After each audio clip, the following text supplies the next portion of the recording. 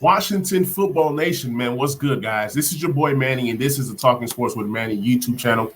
Had to come at you guys with some breaking news. Ryan Fitzpatrick is going to miss the next 6 to 8 weeks with that hip injury that he had on Sunday. I also heard some rumors that Ryan Fitzpatrick was at a water park and he ended up getting hurt, and then it lingered over. And then once he played in the game, he re-aggravated that injury. I don't know if that's true or not, but that's just a rumor that I've heard. I think somebody called into JP Finley's show and said this exact statement that I'm just saying right now. So I don't know if it's true or not.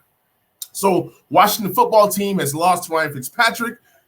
It's unfortunate. It is what it is. But at the same time, he's a 38-year-old quarterback. With age comes injuries, right? So he got hit. He got hurt. Now he's out. Taylor Heinicke is that next man in. What can Taylor Heinicke do for you?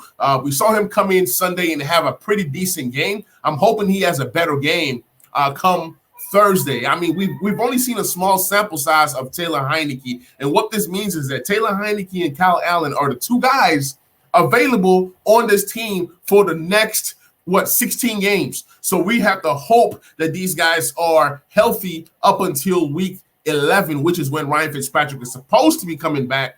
But these next 8 games are going to be tough. They're going to be tough. We're going to see what Taylor Heinicke's made out of. Maybe he goes out here and plays well. Maybe he goes 4-4, best case scenario, because we have some really tough games. Teams like the Bucks and the Chiefs and the Green Bay Packers. So it's some tough games, and the Bills. So already that's 4 losses, if we're being real.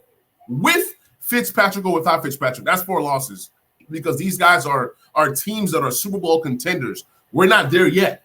So, moving on, Taylor Heinicke now gets a job with Kyle Allen as his backup. The Washington football team has signed a quarterback to their practice squad. His name is Kyle Shurmur. A little bit about Kyle Shurmur. He played at Vanderbilt. I live real close to Vanderbilt here in Nashville, Tennessee.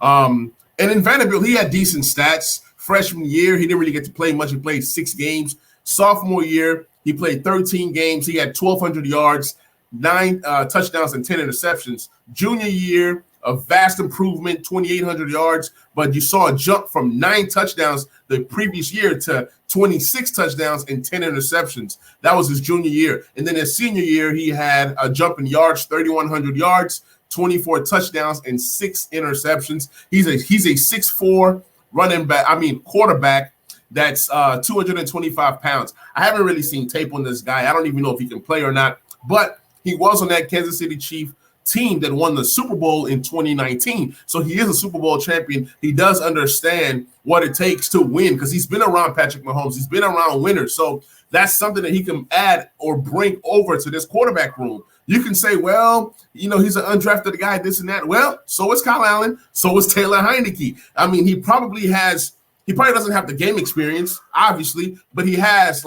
team experience. He's been around winning culture. He was with the Chiefs, like I said, in 2019. He was with the Bengals in 2020, and it's most likely that offseason practice squad type deal. And then now he is signed on to the Washington football team practice squad.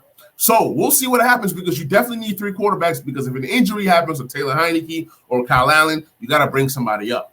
So we're looking at other options. I saw RG3's tweet today talking about call me up. I don't want RG3 here in DC. I think we have seen who RG3 is, especially in this moment of his career. So I'm not for RG3. But hey, if he wants to come here and be a QB3, cool. I just want a quarterback that's going to come in and do their job and not be a distraction. And I just feel like RG3 will be a distraction.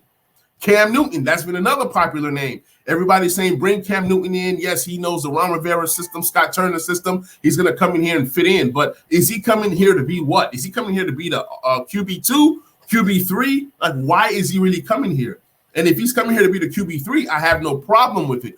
But kind of like Cam Newton said, he was released by the Patriots because of his demeanor and his personality. He's a big personality. I don't see him fitting in here in DC. And not only him fitting here in DC, I don't think that his playing style will propel this team.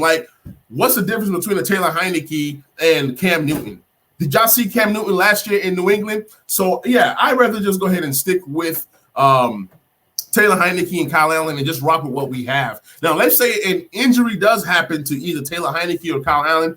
Okay, call in a Cam Newton, call in an RG3. At that point, you're scrambling because it's like a couple years ago or 3 years ago when we had Josh Johnson and Mark Sanchez, and you're just searching for quarterbacks to plug in because your quarterbacks were falling like flies. So I don't want either Cam or RG3 here in DC unless there's an injury to Kyle Allen and to Taylor Heinicke. I'm not saying that Taylor Heinicke and Kyle Allen are better than RG3 or even Cam Newton. That's not what I'm saying. What I'm saying is let's rock with what we have. We rocked with these guys all through training camp and preseason and whatnot.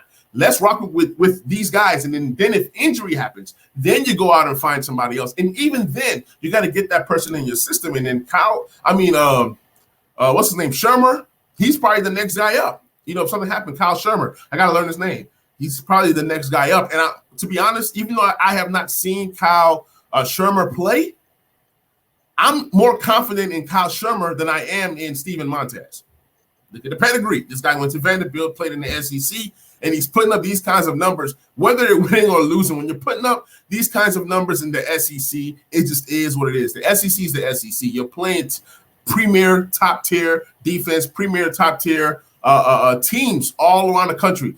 So, in summary, Fitzpatrick is gone. It's unfortunate. I think that Taylor Heinicke gets the job now, and it's his job to lose. He has to play well.